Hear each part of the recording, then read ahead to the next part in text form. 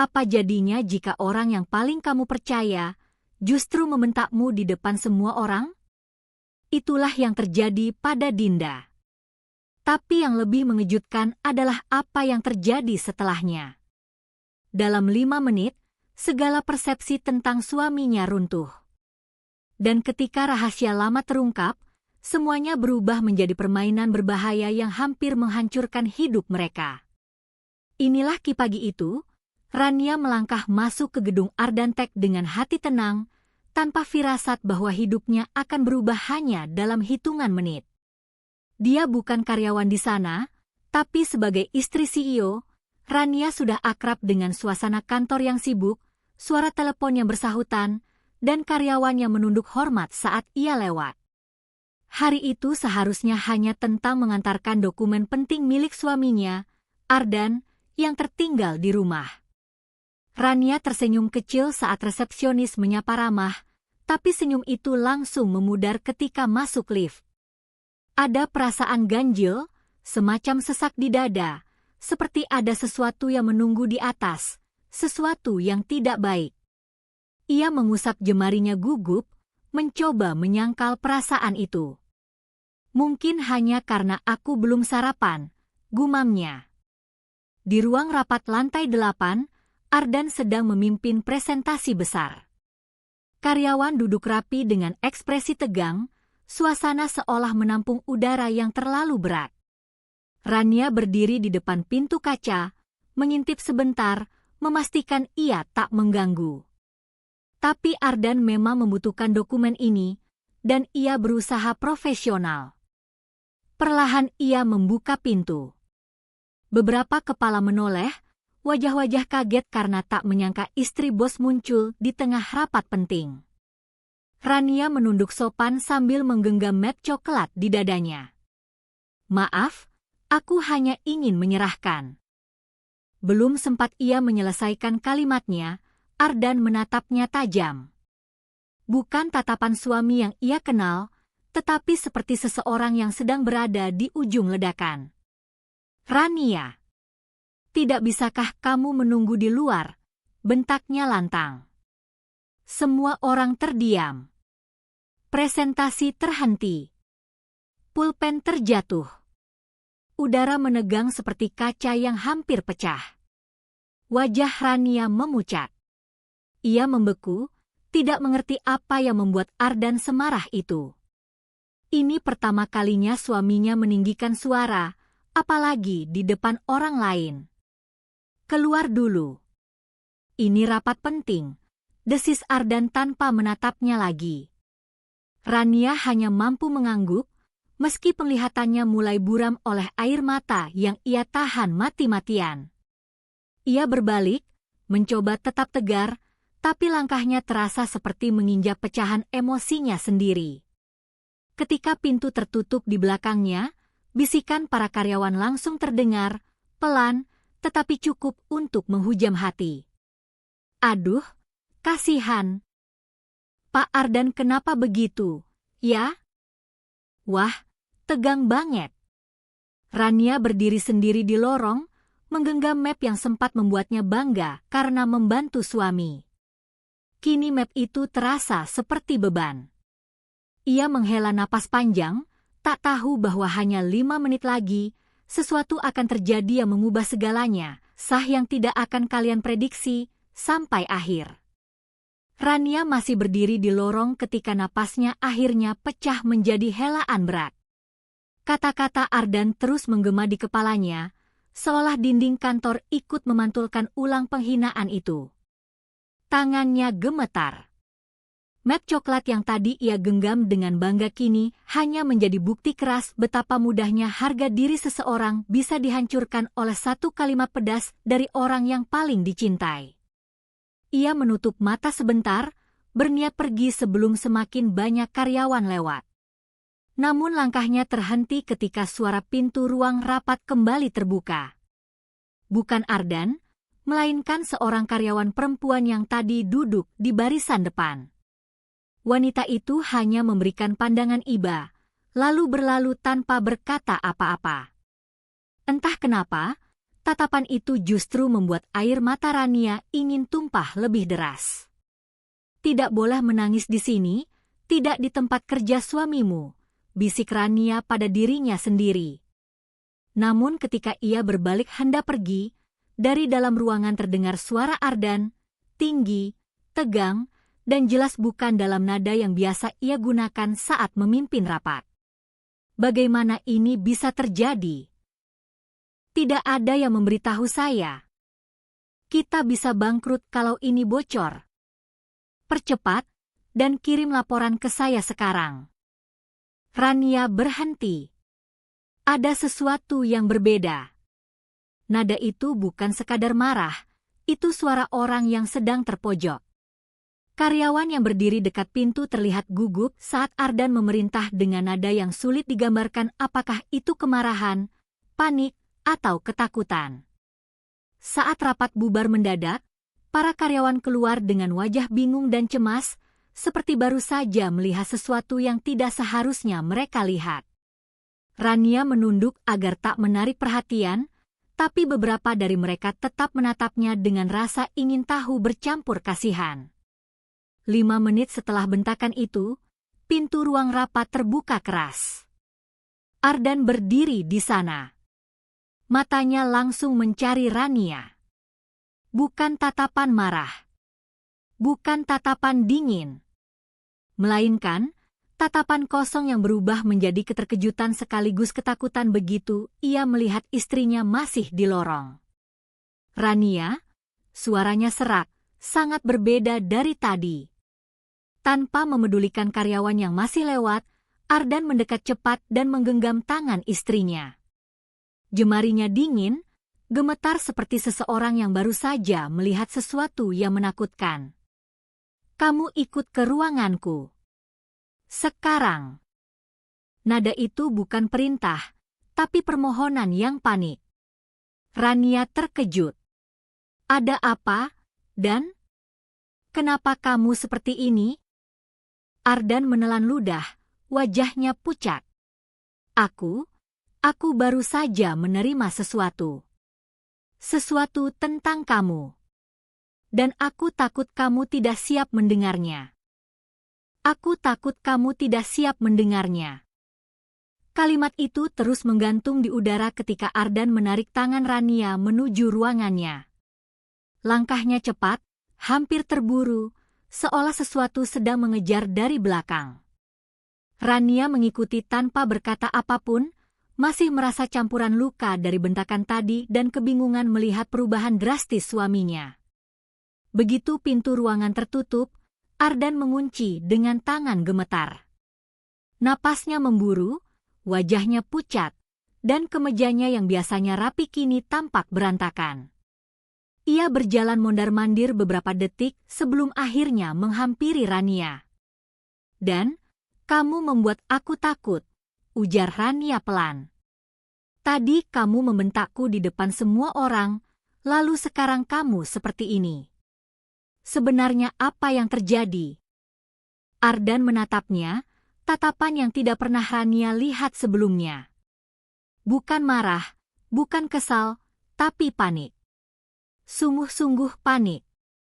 Aku salah tadi, ucap Ardan lirih, menunduk. Aku tak seharusnya membentak kamu. Aku menyesal. Tapi suaranya terputus, napasnya goyah. Rania menelan rasa sakitnya. Katakan saja. Ardan merogoh saku jasnya dan mengeluarkan ponsel. Dengan tangan gemetar, ia membuka layar dan memperlihatkannya pada Rania. Ini yang membuat aku terpancing. Rania mendekat.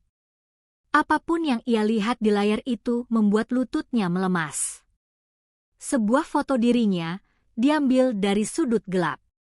Ia terlihat sedang menunggu bus di pinggir jalan, padahal ia tidak pernah berada di tempat itu belakangan ini. Yang membuatnya merinding, fotonya diambil dari jarak sangat dekat, seperti seseorang mengikutinya diam-diam. Tepat di bawah foto itu ada teks. Istrimu tidak seperti yang kamu kira. Rania menutup mulutnya, ngeri. Ini bukan aku. Aku tidak pernah ke tempat itu. Aku tahu, ujar Ardan cepat, suaranya bergetar. Tapi pesan ini muncul tepat sebelum kamu masuk ruang rapat. Aku sedang berada di puncak stres. Dan aku... Ia memejamkan mata, menahan sesal. Aku meledak. Aku benar-benar menyesal, Rania. Rania memandang suaminya, antara marah, takut, dan bingung. Siapa yang melakukan ini? Kenapa fotonya seperti ada yang menguntitku? Ardan menatapnya lama. Aku tidak tahu. Tapi ada sesuatu yang salah. Sangat salah. Ketika ia hendak bicara lagi, ponselnya kembali berbunyi. Notifikasi baru masuk. Ardan membacanya, dan wajahnya langsung tegang. Ia menatap Rania dengan mata membesar. Rania, mereka mengirim sesuatu lagi. Suara Ardan terdengar nyaris berbisik, namun getarannya cukup untuk membuat bulu kuduk Rania berdiri. Ia menatap layar ponsel suaminya, takut, tapi lebih takut jika tidak melihat sama sekali. Perlahan, Ardan menyerahkan ponsel itu ke tangannya. Rania mengambilnya dengan hati-hati, seolah benda itu bisa meledak kapan saja. Notifikasi yang baru masuk bukan hanya foto. Kali ini sebuah video pendek, 5 detik, dengan kualitas rendah, seolah direkam dari balik benda. Rania menekan tombol play. Layar menampilkan sosok dirinya, sedang membuka pagar rumah pagi tadi, tapi dari sudut aneh, seperti seseorang bersembunyi di balik mobil. Gerakan videonya goyang, noise, dan terdengar napas berat di belakang kamera. Rania membeku. Seseorang merekamnya dari jarak yang sangat dekat. Lebih dekat daripada manusia normal seharusnya berani. Pesan itu disertai kalimat. Dia menyembunyikan sesuatu. Rania merasakan napasnya tercekat. Ini tidak masuk akal. Ini bukan CCTV, bukan kamera rumah. Ini, seseorang mengikuti aku. Ardan menggenggam bahunya, namun genggaman itu terasa lebih seperti ia mencari pegangan daripada memberi kekuatan. Aku berpikir kamu, mungkin, bekerja sama dengan seseorang untuk menjatuhkan perusahaanku. Wajahnya menunduk. Aku tahu itu gila. Tapi aku tertekan. Dan aku ketakutan. Rania tidak langsung menjawab. Bukan hanya karena sakit hati, tapi karena pikirannya sedang dipenuhi rasa ngeri. Jadi, kamu membentakku tadi karena pesan ini. Suaranya lirih. Ardan mengangguk, malu dan hancur. Aku salah. Aku benar-benar salah. Rania menatap suaminya tajam, cukup untuk menyampaikan betapa dalam lukanya. Tapi rasa takut yang ia rasakan saat ini lebih kuat daripada kemarahannya. Dan, seseorang mengikuti aku. Itu jauh lebih penting daripada bentakanmu. Ardan menatapnya lama, lalu membuka laptop kantor. Aku akan cek server dan akses digital kita. Kalau ada yang masuk, aku akan tahu. Ini sudah di luar batas wajar. Ketika Ardan mulai menelusuri sistem, wajahnya tiba-tiba berubah. Ini tidak mungkin. Kenapa? Rania mendekat. Server kantor, seseorang sudah masuk ke dalamnya sejak semalam. Ardan menatap layar dengan mata melebar. Dan jejaknya mengarah ke jaringan internal kita sendiri. Rania merasakan dingin menjalar di tengkuknya. Maksudmu, seseorang di dalam perusahaan? Ardan mengangguk, wajahnya menegang. Rania, bukan hanya kamu yang diawasi. Kita berdua sedang ditargetkan. Rania, bukan hanya kamu yang diawasi. Kita berdua sedang ditargetkan. Kalimat itu menggantung di ruangan, seperti kabut dingin yang menutup semua rasa aman. Rania memegang sandaran kursi untuk menstabilkan napasnya, sementara Ardan masih terpaku pada layar komputer, menelusuri jejak digital yang terlihat semakin janggal.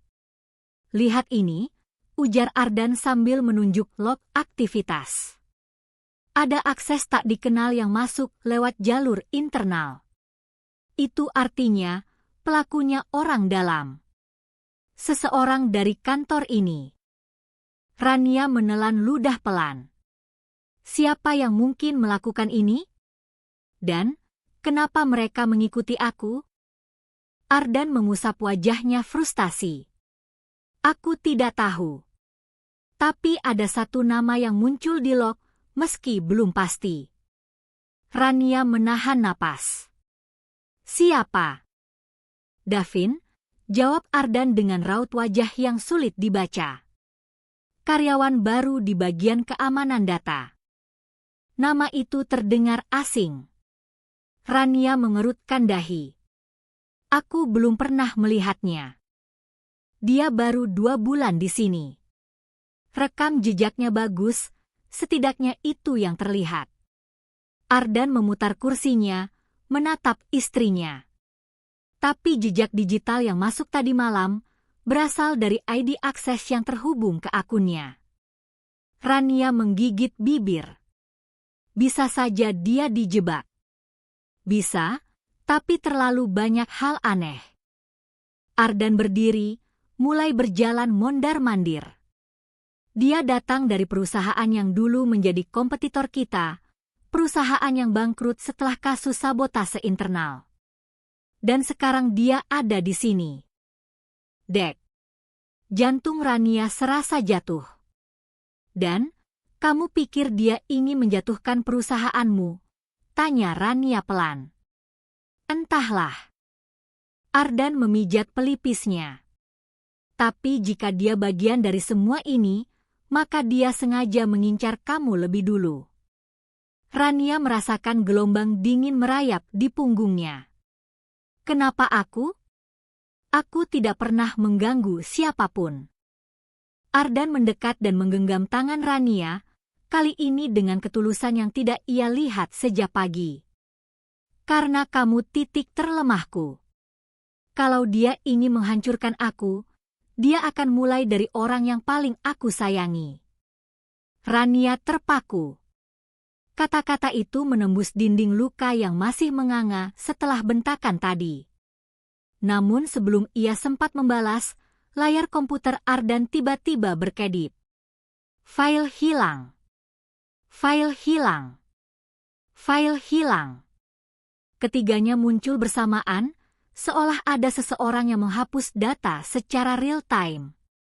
Ardan tersentak. Tidak.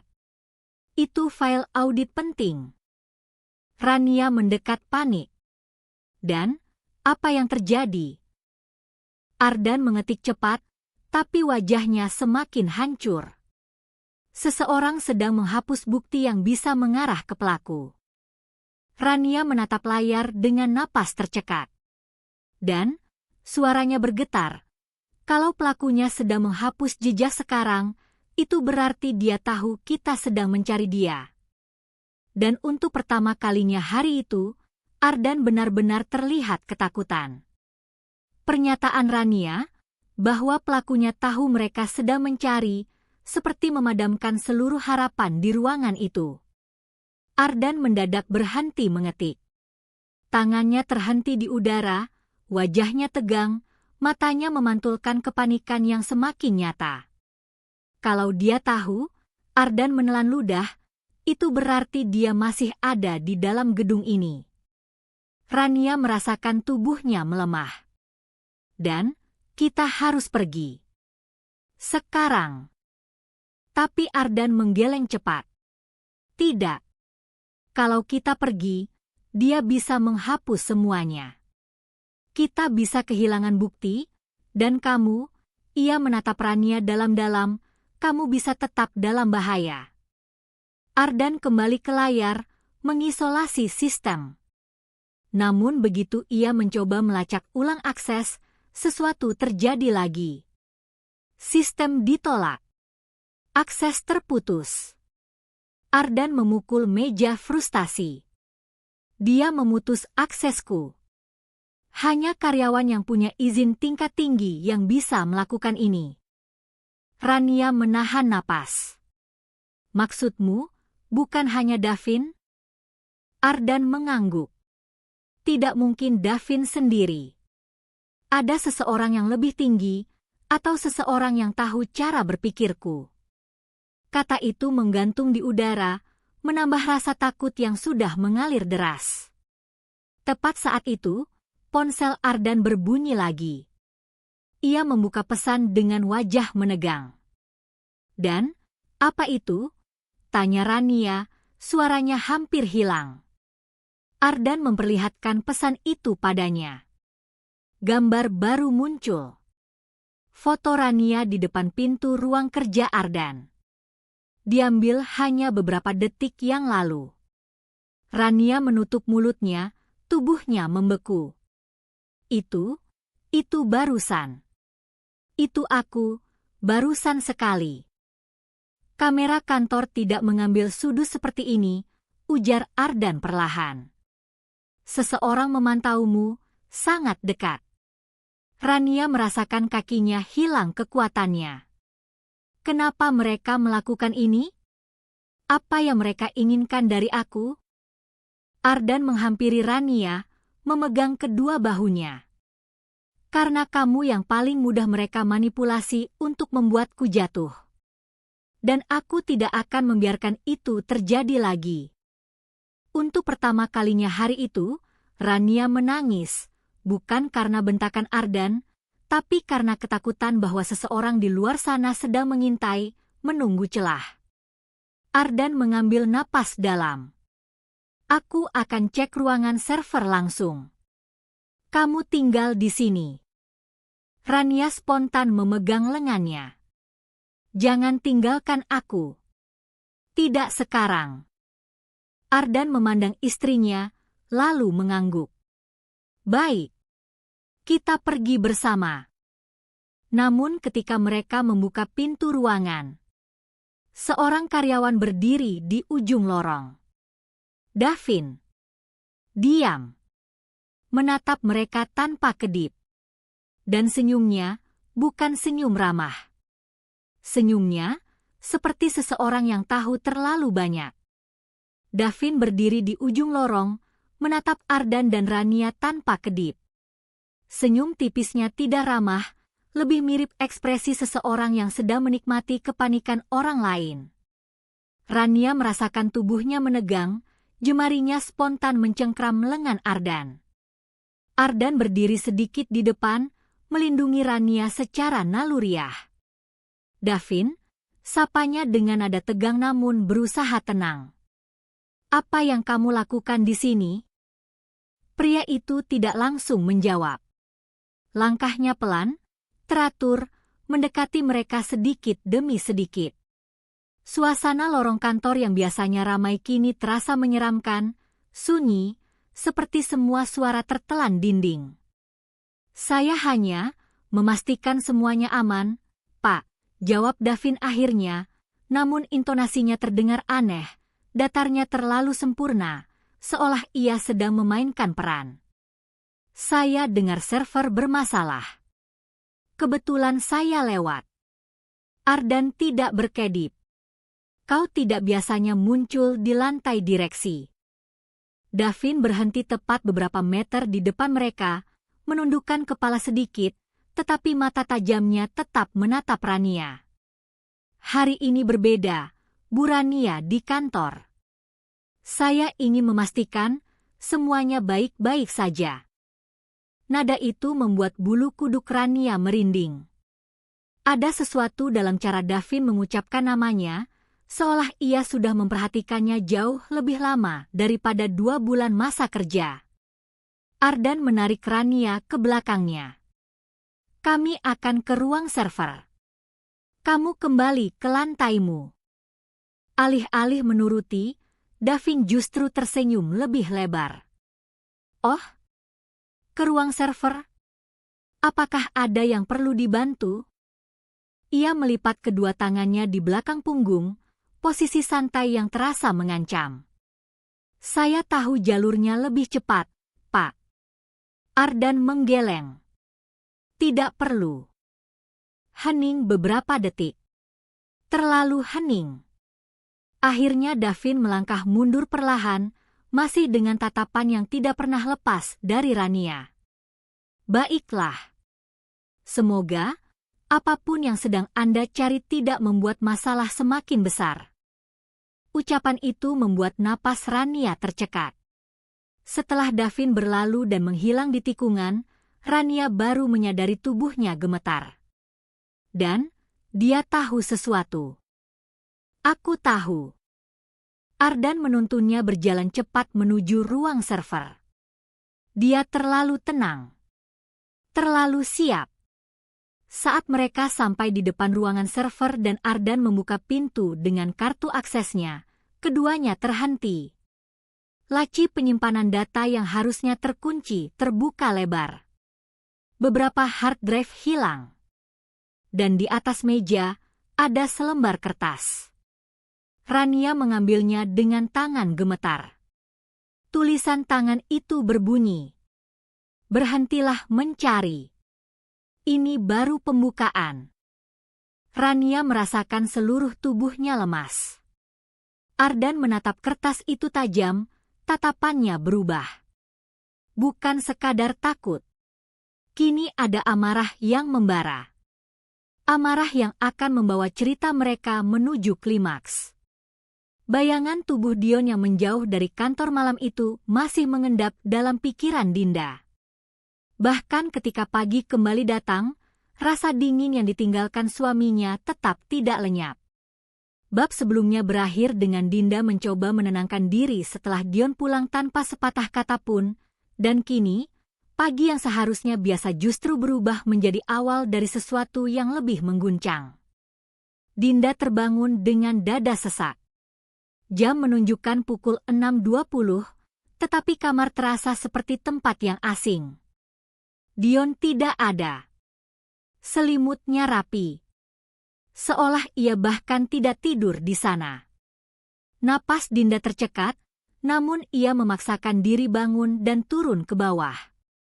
Di meja makan, hanya ada secangkir kopi dingin yang sudah mengendap dan selembar kertas kecil. "Aku ada urusan. Jangan tunggu aku." Singkat. Dingin. Tanpa nama. Dinda menggenggam kertas itu dengan getaran halus. Rasanya seperti mendapat pesan dari orang asing, bukan dari suami sendiri. Di kantor, suasananya semakin kacau. Bisik-bisik antar karyawan kian tajam, dengan tatapan yang tak lagi sekadar kasihan, melainkan seperti menunggu drama berikutnya. Dinda mencoba bekerja, namun pikirannya tak bisa lepas dari Dion. Dari jarak antara mereka yang makin jauh. Dari tatapan Dion sebelumnya, tatapan kosong seperti melihat seseorang yang tidak lagi ia kenal. Menjelang siang, ponselnya bergetar. Sebuah pesan masuk dari nomor tak dikenal. "Bu Dinda, saya perlu bicara. Ini soal Pak Dion." Hanya itu.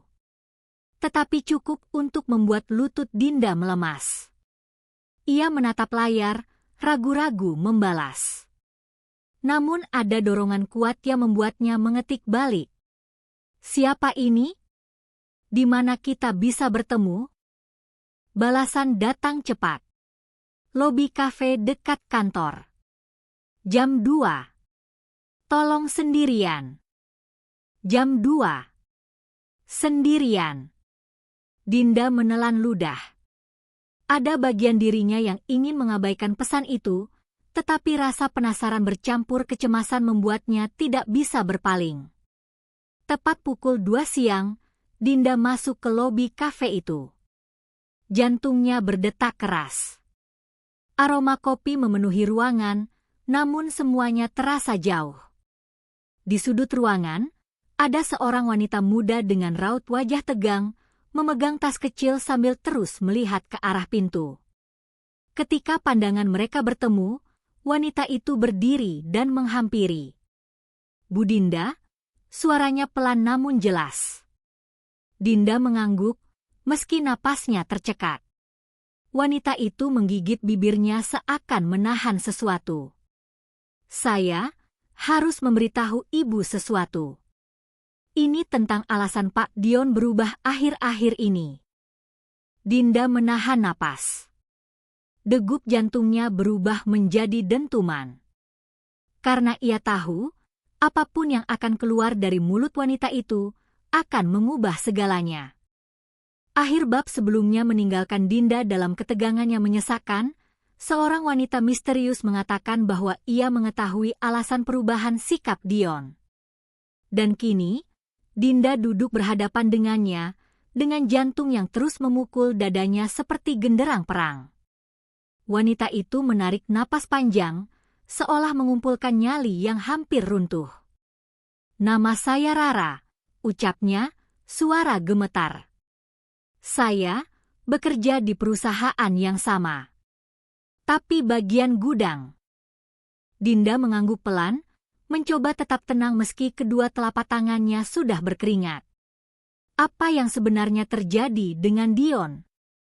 Rara menunduk lama, sebelum akhirnya berkata lirih. "Pak Dion sedang ditekan. Ada seseorang yang menggunakan sesuatu untuk mengancamnya. Dan itu sangat berkaitan dengan ibu." Dinda langsung merasa seluruh dunia berhenti. "Dengan saya? Maksud kamu apa?" Rara meremas ujung tasnya, jelas ragu untuk melanjutkan, tapi kemudian ia mengeluarkan sebuah amplop kecil dari tasnya dan meletakkannya di atas meja. "Saya dapat ini karena saya kebetulan melihat langsung kejadian di gudang minggu lalu. Sejak itu saya merasa bersalah kalau tidak memberitahu ibu." Dinda membuka amplop itu dengan tangan gemetar. Di dalamnya ada foto-foto. Foto dirinya saat ia keluar dari sebuah rumah sakit beberapa bulan lalu. Saat ia duduk dengan seorang pria paruh baya, dokter spesialis kandungan. Dan bahkan saat ia menangis sambil menahan perutnya. Semua sudut diabadikan. Semua terasa seperti bukti untuk sesuatu yang ia sendiri tidak mengerti. Dinda menatap Rara, wajahnya memucat. "Kenapa ini digunakan untuk menekan Dion?" Rara menelan ludah. "Karena ada orang yang tahu ibu pernah menjalani prosedur medis yang tidak Bapak Dion ketahui. Dan orang itu mengancam akan menyebarkan foto-foto ini ke publik, ke karyawan, bahkan ke vendor perusahaan kalau Dion tidak menuruti perintahnya." Dinda merasa tubuhnya kehilangan kekuatan. Ia memegang mulutnya, menahan isak. Prosedur medis yang bahkan ia ingin lupakan, keguguran yang tak pernah sempat ia ceritakan ke Dion. Luka yang ia simpan sendiri. Siapa orangnya? Siapa yang melakukan ini? Rara menggigit bibir bawahnya. "Saya tidak yakin 100%. Tapi saya melihat seseorang keluar dari gudang setelah memaksa Pak Dion tanda tangan sesuatu. Dan orang itu adalah..." Ia berhenti, menatap Dinda dengan ketakutan. "Atasan ibu sendiri. Pak Arman." Darah Dinda seolah berhenti mengalir. Pak Arman. Orang yang selama ini tampak sopan, tenang, hampir seperti ayah kedua bagi karyawan. Dia memanfaatkan luka pribadi ibu untuk menjatuhkan suami ibu. Dan saya rasa ini belum selesai. Dinda menutup mata, menahan gemuruh emosi yang hampir meledak. Untuk pertama kalinya, ia sadar bahwa yang terjadi selama ini jauh lebih gelap daripada sekadar suami yang berubah sikap. Semua ini adalah permainan. Permainan kotor yang menjebak mereka berdua. Akhir bab sebelumnya membuat Dinda terpaku. Nama Arman terucap sebagai sosok di balik ancaman yang menghancurkan rumah tangganya. Dan ketika bab ini dimulai, Dinda masih duduk di kafe itu, mencoba mengatur napas yang tidak kunjung stabil.